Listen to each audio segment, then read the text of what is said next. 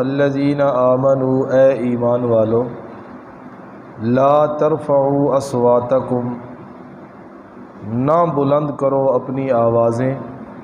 فوق صوت النبی نبی پاک صلی اللہ علیہ وسلم کی آواز پر۔ اہل ایمان کو ادب اور سلیقہ سکھایا گیا کہ نبی پاک صلی اللہ علیہ وسلم کی آواز سے اپنی آوازوں کو بلند نہیں کرنا، اور ان کی مجلس میں بیٹھ کے بے باک ہو کر اونچی اونچی آواز سے لا تجہروا لہ بالقول با آواز بلند ان کے ساتھ بات نہیں کرنی، جس طرح ایک دوسرے کو با آواز بلند بندہ باتیں کرتا ہے اور گفتگو کرتا ہے، نبی علیہ الصلوۃ والسلام سے ایسے بے تکلف ہو کے با آواز بلند گفتگو نہیں کرنی۔ ان تحبط اعمالکم کہیں ایسا نہ ہو کہ تمہارے اعمال ضائع ہو جائیں اور تمہیں اس بات کا پتہ بھی نہ ہو۔ نبی علیہ الصلوۃ والسلام کے سامنے حضرت ابو بکر اور حضرت عمر رضی اللہ تعالیٰ عنہ بیٹھے تھے اور کسی معاملے میں مشورہ کر رہے تھے، تو حضرت صدیق اکبر رضی اللہ تعالیٰ عنہ کی رائے تھی اللہ کے پیغمبر فلاں آدمی کو امیر بنایا جائے کسی جماعت کا، اور حضرت عمر رضی اللہ تعالیٰ عنہ کی رائے تھی نہیں جی ان کو نہیں، اقرع بن حابس کو بنایا جائے۔ تو دونوں کی رائے کے اندر اختلاف ہوا، تو آپس کے اندر باتیں ہوئیں، تو دونوں دوست اور دونوں بھائی اسی مجلس کے دوران جب اختلاف ہوا بات میں، تو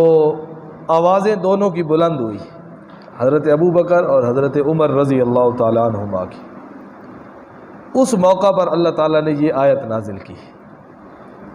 کہ آج تو ہو گیا جو ہو گیا، لیکن آئندہ پیغمبر کی آواز سے تمہاری آوازیں بلند نہیں ہونی چاہیے۔ اس کے بعد صحابہ کرام بیان کرتے ہیں حضرت عمر رضی اللہ تعالیٰ عنہ کی آواز اونچی تھی، تو ان کی حالت یہ ہوتی تھی مجلس نبوی میں بیٹھتے ہوئے انہوں نے اپنی آواز کو اتنا پست اور آہستہ کر لیا تھا کہ وہ کوئی بات کرتے تو بار بار ان سے پوچھا جاتا آپ کیا کہہ رہے ہیں۔ تو نبی پاک صلی اللہ علیہ وسلم کے ادب کا یہ تقاضا ہے کہ نبی علیہ الصلوۃ والسلام کی بات آواز سے اپنی آواز بلند نہیں کرنی چاہیے۔ ایک صحابی تھے حضرت ثابت بن قیس انصاری، یہ ویسے ہی ان کی آواز بلند تھی۔ بعض آدمی ہوتے ہیں جن کی آواز بلند ہوتی ہے، زیادہ ہوتی ہے، بعض ویسے ہی گفتگو میں آہستہ ان کا لب و لہجہ ہوتا ہے، اور بعض کا لب و لہجہ ہی اونچی آواز سے بات کرنے کا ہے۔ تو حضرت ثابت بن قیس کا لب و لہجہ اور آواز ایسی تھی کہ اونچی آواز ہوتی تھی۔ جب یہ آیت اتری نا تو گھر میں بیٹھ گئے۔ نبی علیہ الصلوۃ والسلام نے ان کے جو پڑوسی تھے ان سے پوچھا یار ثابت نظر نہیں آ رہے، کتنے دن ہو گئے، کوئی بیمار ہے؟ تو انہوں نے کہا جی بیماری کا ہوتا تو میں ان کا پڑوسی تھا، مجھے پتہ چلتا، بہرحال میں پتہ کروں گا۔ جب یہ گئے نا تو وہ پریشان بیٹھے تھے، تو انہوں نے پوچھا تو انہوں نے وجہ بتلائی، نبی علیہ السلام کو آ کے بتلایا گیا۔ نبی علیہ السلام نے کہا بلاؤ اس کو۔ نبی علیہ السلام نے کہا یہ تیرے لیے بات نہیں ہے، تیری تو قدرتی آواز بلند ہے، یہ ان لوگوں کے لیے حکم ہے کہ جو ویسے ان کا لب و لہجہ گفتگو کا انداز آہستہ آواز میں بات کرنے کا ہے، لیکن پیغمبر علیہ الصلوۃ والسلام مجلس میں بیٹھے ہوں تو وہ اونچی اونچی آواز سے بات کریں، تو ان کے بارے میں یہ حکم ہے۔ ایک آدمی کی آواز قدرتی طور پر بلند ہے تو وہ اس کے لیے یہ بات نہیں ہے کہ اگر اس کی آواز بلند ہو گئی تو اس کے بھی اعمال ضائع ہو جائیں گے۔ اور نبی علیہ السلام نے حضرت ثابت بن قیس کو اس موقع پر ایک خوشخبری سنائی اور کہا ثابت کیا تو یہ پسند نہیں کرتا کہ تیری زندگی اچھی گزرے اور تجھے موت شہادت کی نصیب ہو؟ حضرت ثابت بن قیس نے کہا اللہ کے پیغمبر کیوں نہیں، یہ تو میرے لیے بہت بڑی خوشخبری ہے کہ زندگی میری اچھی گزرے اور موت شہادت کی ہو۔ حضرت ثابت بن قیس ساری زندگی خوش و خرم رہے، اور وجہ کہ ہمیشہ ان کی توجہ اور خیال اور دھیان نیکی کی طرف ہوتا تھا۔ جس آدمی کا خیال دھیان نیکی کی طرف ہو نا، بھلائی کی طرف، وہ بندہ پریشان نہیں ہوتا۔ اور شہادت کی موت جنگ یمامہ جو حضرت صدیق اکبر رضی اللہ تعالیٰ عنہ کے زمانہ خلافت میں مسلمانوں نے مسیلمہ کذاب جس نے نبوت کا جھوٹا دعویٰ کیا تھا ان کے خلاف لڑی، اس کے اندر حضرت ثابت بن قیس اور ان کے ایک اور ساتھی تھے، ان کا نام تھا حضرت سالم۔ یہ دو دوست اور دو ساتھی اس دن بہت زیادہ کثیر تعداد میں صحابہ کرام حفاظ کرام شہید ہوئے اس جنگ کے اندر، اور بہت سخت لڑائی تھی، بہت سخت لڑائی تھی، بڑے جنگجو لوگ تھے، تعداد کے لحاظ سے بھی زیادہ تھے۔ تو جس طرف ان کی فوج کا جتھا جاتا ہے ایسے مسلمانوں کو کاٹتے ہوئے چلے جاتے، اور اس موقع پر حضرت ثابت بن قیس اور حضرت سالم نے کہا کہ یار آج نا جواں مردی کے ساتھ مقابلہ کریں۔ کیسے؟ انہوں نے گڑھا کھود کے نا اس کے اندر دونوں کھڑے ہو گئے، اپنی پشت اور اپنی کمر ملا لی، ایک کا رخ ایک طرف اور ایک کا رخ دوسری طرف، اور اپنے پاؤں اس گڑھے کے اندر ایسے زور سے کہ اب جو ہے نا یہاں سے بھاگنا نہیں ہے، اسی حالت کی۔ تو کتنی دیر وہ اسی حالت کے اندر کافروں کے ساتھ لڑتے رہے، بالآخر دونوں اسی موقع پر شہید ہو گئے۔ تو یہ حضرت ثابت بن قیس کا مشہور واقعہ ہے اس آیت کے شان نزول کے وقت۔ اچھا، اس سے ایک اور بات بھی معلوم ہو رہی ہے کہ نبی علیہ الصلوۃ والسلام کی آواز سے اپنی آوازوں کو بلند کرنا یہ حبط اعمال کے ضائع ہونے کا سبب ہے۔ یہ کیسے ہے؟ اس کی وجہ مفسرین کرام لکھتے ہیں کہ نبی علیہ السلام کی آواز سے آوازوں کو بلند کرنا اور بے باکانہ ان کی مجلس میں بیٹھ کے گفتگو کرنا، اونچی آواز سے بولنا، یہ نبی علیہ الصلوۃ والسلام کے لیے باعث اذیت اور باعث تکلیف ہے۔ جس طرح بڑوں کے سامنے اونچی آواز سے بات کرنا یہ بے ادبی ہے،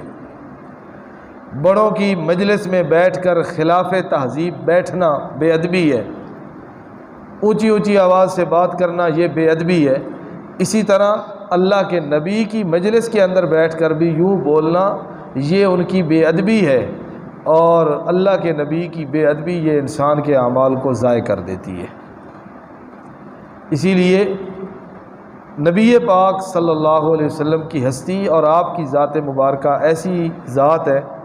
کہ جس کے بارے میں انسان کو گفتگو کرتے ہوئے 100 بار پہلے سوچنا چاہیے کہ کوئی ایسی بات، کوئی ایسا جملہ میری زبان سے نہ نکلے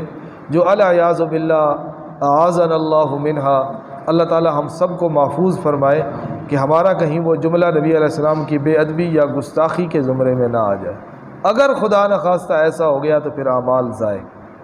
پھر ساری نیکیاں برباد۔ یہ اللہ کے پیغمبر کی عظمت ہے اور اللہ کے پیغمبر کا مقام ہے کہ ان کی بے ادبی اور ان کی گستاخی یہ انسان کو کفر تک لے جاتی ہے، پھر انسان کی موت ایمان پر نہیں آتی۔ ایک اور بات بھی معلوم ہو رہی ہے اسی آیت سے کہ جب آپ کی آواز سے آوازوں کو بلند کرنا حبط اعمال کا سبب ہے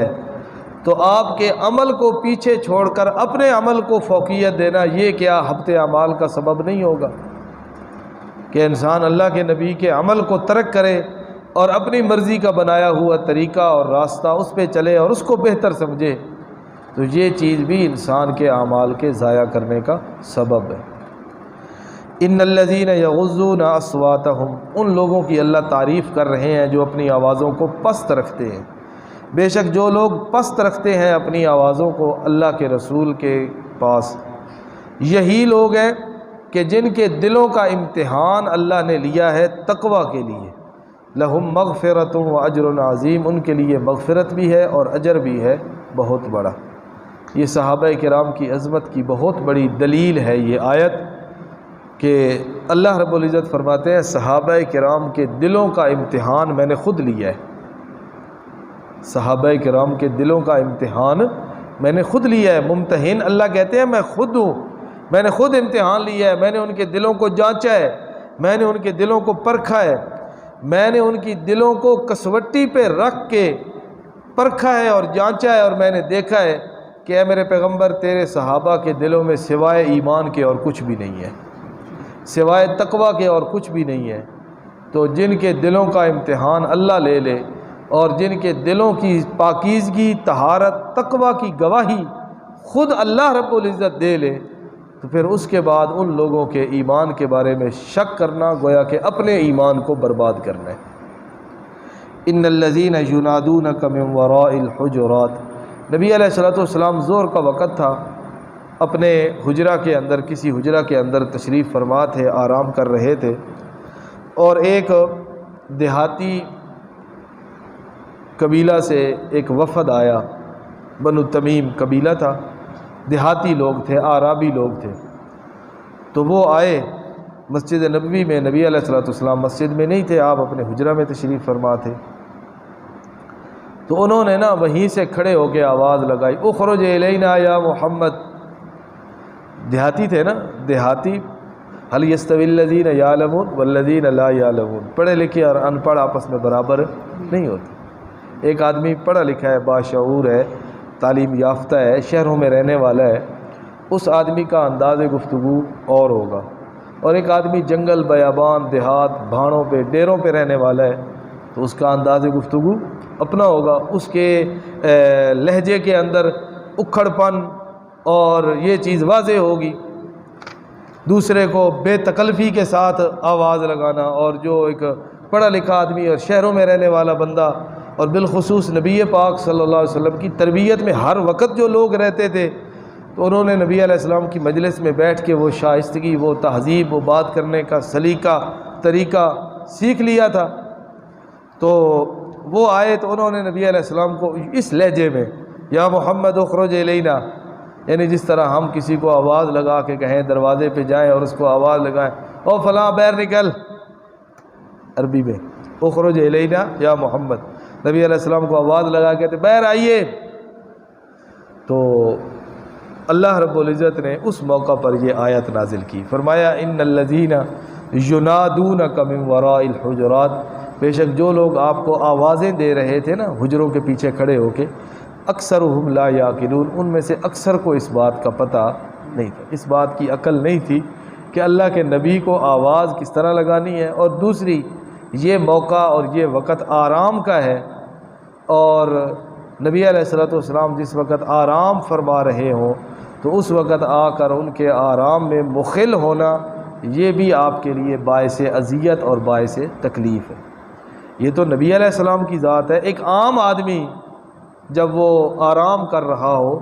تو اس کے آرام کے اندر جا کر مخل ہونا اور اس کو بے آرام کرنا، یہ اس آدمی کی شان کے بھی خلاف ہے، اور وہ بندہ بھی اس بات کو برداشت کرتا نہیں ہے، اور یہ تو نبی پاک صلی اللہ علیہ وسلم کی ذات ہے۔ تو اللہ نے فرمایا وَلَوْ أَنَّهُمْ صَبَرُوا، اگر وہ صبر کر لیتے، آ کے نبی علیہ السلام نہیں ہے چلو جی بیٹھتے ہیں ہم، جب آئیں گے،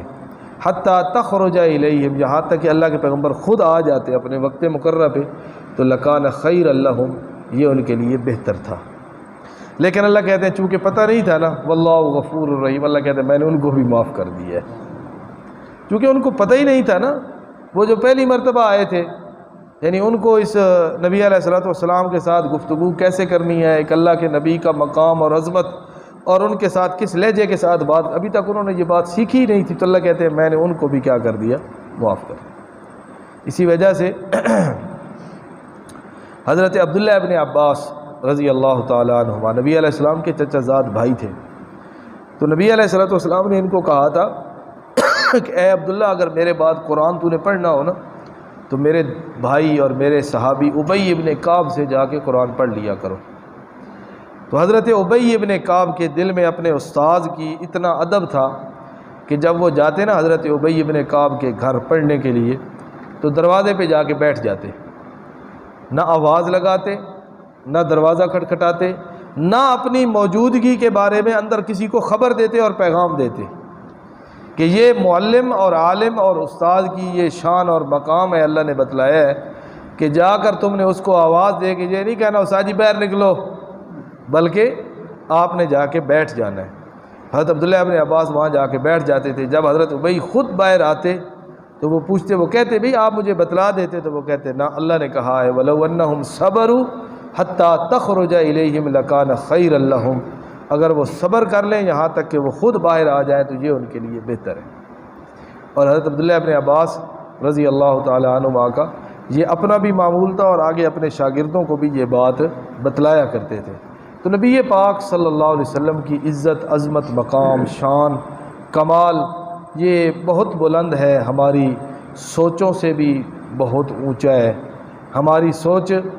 ان کی بلندی کو اور ان کی رفعت کو پا نہیں سکتی۔ اللہ پاک عمل کی توفیق عطا فرمائے۔